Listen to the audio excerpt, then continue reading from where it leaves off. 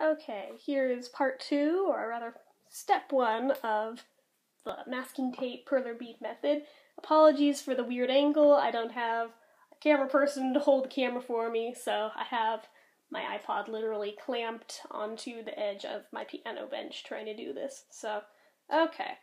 So you will take strips of masking tape that are longer than your design is wide, and you are going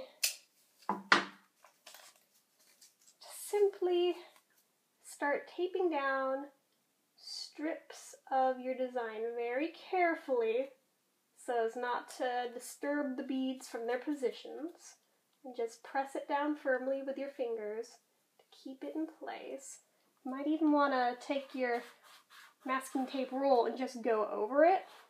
I would recommend waiting till you're a little further on to do that, because otherwise you'll risk knocking the beads below it out of place, but you're just going to go strip by strip, row by row, until you have covered your entire design. And you're just going to cover it up. The good thing about the blue masking tape I found is that you can actually kind of see through it a little bit. I'm not sure if you can tell or not. I don't think you can on there, but take my word for it. You can see through it a little bit where your beads are, which is going to come in helpful for the next step. But first, we have to tape it down. And I'll just let the camera roll for this, even though it's pretty straightforward all you do. Just strip, strip, strip. And I also liked to, whoops, did I knock anything? No, I think it's fine.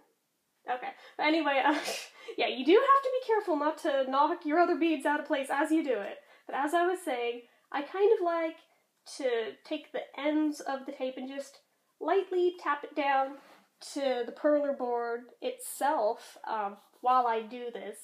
And then when it comes time to flip it over, just take whatever tool you're using for when we get to this part. You'll see what I'm talking about. And just go under the edges, away from the beads, and pop it up instead of trying to peel from the sides. Because if you peel from the sides, you're almost guaranteed to pop beads off of your tape, which is not what you want. I know I said I like to wait, but I'm doing it now anyway, because I'm a rebel. Why not? So, okay, next strip tape. Have it upside down. I do, okay. But I would recommend not using hugely longer strips than the width of your design at any time, just because it's wasteful, but yeah, maybe like an extra inch or so in both directions, because if it's too close to the edges of your tape and the edges of your design, you're again at more risk for popping off beads when it comes time to flip this baby over. So just, it's also good if you overlap the strips of tape a little bit on top of each other, not a ton, but a little bit, because it'll also help you with bringing your design up off the board without losing lots of beads, because if these are all separate, it's just not good. I learned that the hard way the first time that I did this technique, and not a mistake I would make twice after having done it once. I'm positive there's still going to be some beads even on this one that pop off, but I'll show you how to fix it. It's not real bad, so if it happens, it's not the end of the world. You just push them back into place with your fingers. As long as you remember what goes where, you're good. If you don't, then you may be screwed, so there's that. You just have to be really careful in putting down your tape.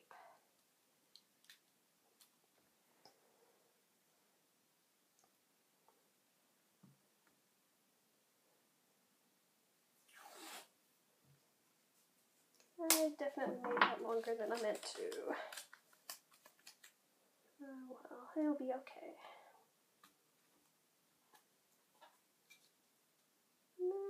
Down, down, down.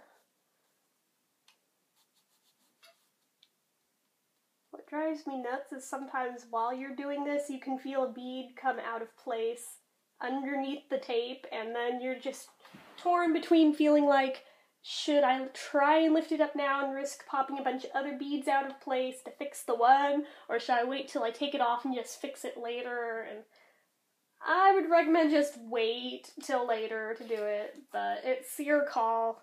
If you think you can fix it, then go for it. Otherwise, I'd just wait. Another thing worth noting with the design I'm currently doing is that the edge beads are clear. The clear and the glow-in-the-dark beads often have a problem with melting at the same rate as the rest of the beads.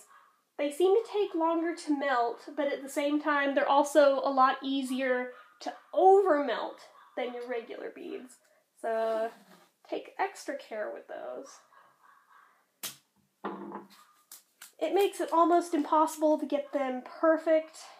So I'm sure even with all my precautions, there will still be some over-melting, but it won't be to nearly the same level as almost all of them being over-melted on my other, on Elsa over here. I also moved the mouth bead down one spot on this one, so if they look a little different, that's probably why I moved the mouth on the second one, because it just seemed a little too high up after I'd already ironed it the first time. So I decided to try moving it down a little, see if it looked better, and it does, so. I'm going to have both of these designs up in my Etsy shop shortly. They're not there quite yet, but by the time this video goes up, they probably will be. So there's that. And we are almost done with this step of the process. So last piece of tape going on right here.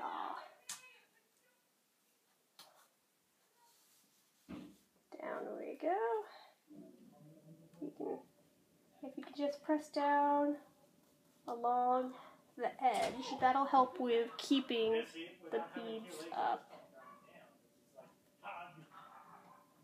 So now that it's all taped down, take your roll of tape.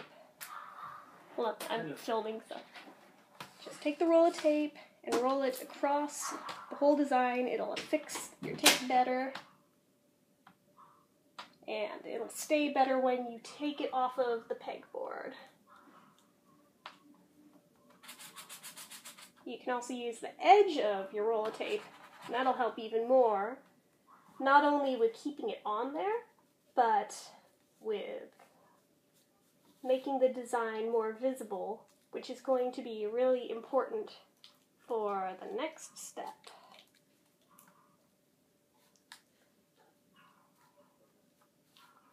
That's about good. We don't peel the design up quite yet. There's another thing we do first, but that'll be in the next video, part 3.